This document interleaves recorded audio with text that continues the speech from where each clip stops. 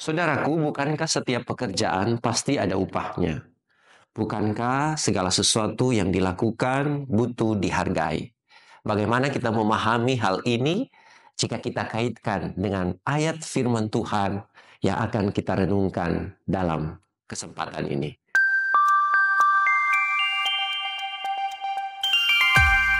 Mari kita berdoa. Tuhan, berikan kami pengertian-Mu agar kami mampu juga mengerti apa isi hati-Mu yang perlu kami lakukan untuk menuntun langkah hidup kami berjalan di dalam kebenaran. Tolonglah kami saat ini, karena kami mau baca firman dan kami mau memahaminya. Dalam nama Yesus kami berdoa. Amin. Saudaraku, firman Tuhan kita saat ini terdapat dalam 1 Petrus 5, ayatnya yang keempat. Saya bacakan firman Tuhan ini. Maka kamu, apabila Gembala Agung datang, kamu akan menerima mahkota kemuliaan yang tidak dapat layu. Saudaraku, kalimatnya sangat indah. Apabila Sang Gembala Agung, tentu kita merujuk kepada Yesus Kristus, datang, kamu akan menerima mahkota. Saudaraku, tentu ketika bicara mahkota, ini sesuatu yang melambangkan, ya, ada kekuasaan di sana, ada penghormatan di sana, ada kedudukan di sana. Karena hanya orang-orang tertentu memakai mahkota. Jika dikaitkan dalam suatu sistem kerajaan, maka mahkota itu jadi perlambang kekuatan, kuasa, tapi juga kemuliaan. Menarik saudara-saudaraku ketika kita kemudian baca bagian Alkitab ini, bahwa apabila Gembala Agung itu datang, maka kamu akan menerima mahkota. Tentu kita akan bertanya, apakah kita melakukan sesuatu tujuannya hanya untuk mencari upah? Kalau mungkin dalam relasi hubungan, dalam pekerjaan, sehari-hari kita bekerja, tentu salah satunya adalah karena kita ingin mengejar upah.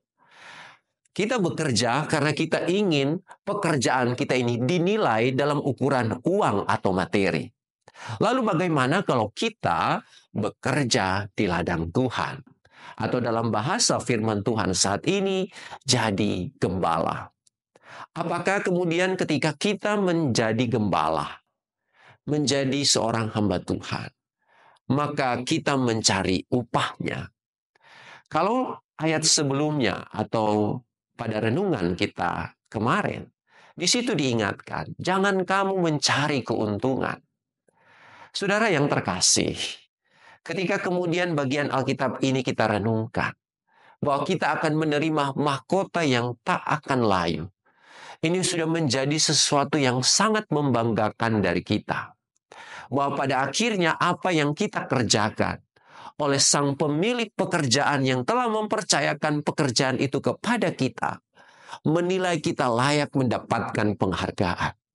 Siapa yang menilainya? Tentu Tuhan. Sebab yang memberikan pekerjaan menjadi gembala adalah Tuhan.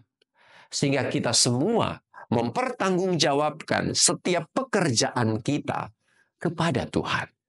Dan Tuhan yang tahu apa yang kita lakukan, Dialah juga Tuhan yang akan menilai apakah kita layak mendapatkan penghargaan, atau dalam bahasa firman Tuhan saat ini, mahkota. Saudaraku yang terkasih, di renungan sebelumnya kita diingatkan akan etika dalam pelayanan. Bahwa kita tidak melakukan itu dengan terpaksa, harus sukarela, dengan pengabdian diri, bukan mencari keuntungan. Ini panduan kita, karena kita belajar dari Sang Gembala Agung yang telah mempercayakan kepada kita.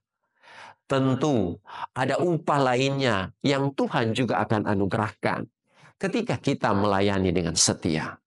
Benar kata ungkapan yang sering saya dengar dari teman-teman pendeta, kalau Tuhan utus, pasti Tuhan urus. Sang Gembala yang baik tentu tahu keberadaan dan kehidupan kita. Setialah dalam panggilan pekerjaan kita, karena pasti Sang Gembala itu akan datang melihat pekerjaan kita dan akan memberikan mahkota yang tak layu kepada mereka yang dengan setia menjalankan tugas yang Tuhan percayakan kepadanya. Tuhan memberkati, Tuhan menolong kita. Amin. Mari berdoa.